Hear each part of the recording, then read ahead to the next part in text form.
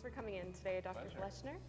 So I wanted to ask you, what are the most important things nutrition-wise that people should do in order to prevent prostate cancer? Well, we don't really know the science. The science of nutrition and cancer is very complex because it involves populations of people eating different things over decades, and its impact on disease, it's often very hard. But we know there are clearly dietary links to prostate cancer. We know that populations, particularly in the westernized world, where people tend to consume higher fat, higher carbohydrate type diets, that the rates and risk of not only getting but dying of prostate cancer are higher. So we know that there's either something that we are doing wrong here in the Western world or something that people out east, mostly around Asia, Southeast Asia, are doing right in terms of the way they're eating. So, and we know this is not genetic because if you look at, say, Japanese Canadians or Chinese Canadians who migrate here from those countries, sure enough, their rates start to go up once they adopt a more North American type of lifestyle. So we know that the diet does have significant impact on prostate cancer. That's great. So what can people do? You know, you're saying adapt a more Asian diet, so would it be reducing the fat content? Right. What are some of the action steps? I mean, I think the research is changing a little bit on this topic.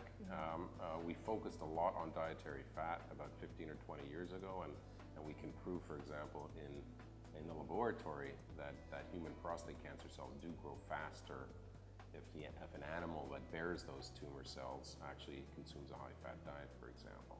But more and more our research is leading towards carbohydrate excess being a bigger problem.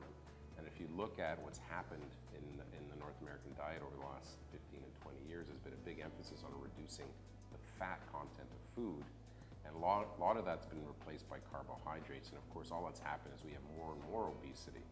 So I think diet, certainly the heart healthy diet is typically a prostate healthy diet. So we'd like to keep certainly saturated fats low, certainly minimizing fried food.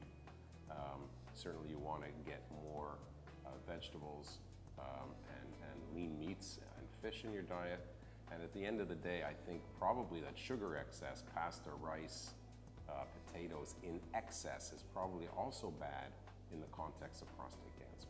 Right. So it's possible that going for the higher fiber foods versus going for a white rice or For refined sure. carbohydrate. If you want to have some carbohydrates, and you should have some, you want to have those that have low glycemic index, meaning slowly absorbed into the body so you don't get that insulin rush, which we think is perhaps playing a role in making tumors grow faster. In your experience, what are some of the most common nutrition or eating related side effects of prostate cancer treatment that your patients come to you with? Men on hormone therapy have a medically induced metabolic syndrome. So it's very difficult for them to lose weight. There's a redistribution of weight and also a loss of muscle mass. So again, we really like to emphasize not gaining too much weight for those patients and frankly also incorporating some resistance exercise into their lifestyles as well. Great. So when you say weight distribution, you're talking about around the gut. The undesirable Correct. apple shape. It tends to accumulate around the gut.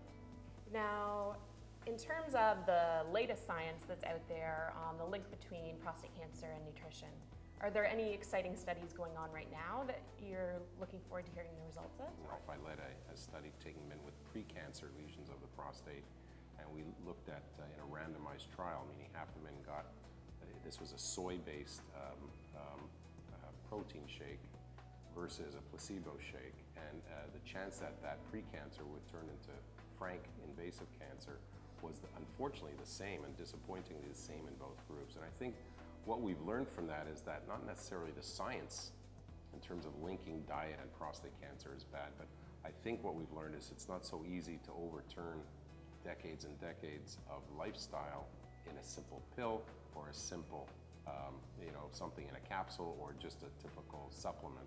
So I think it's about incorporating true lifestyle change. So because of that, the traditional medical randomized trial equipment probably doesn't serve this topic very well. And again, that's not to discourage patients from encouraging a good lifestyle, but that's just the current status as it is. Well, we have an exciting event going on in the Elixir Kitchen that I want you and your team to know about. So for the month of November, we're celebrating prostate health.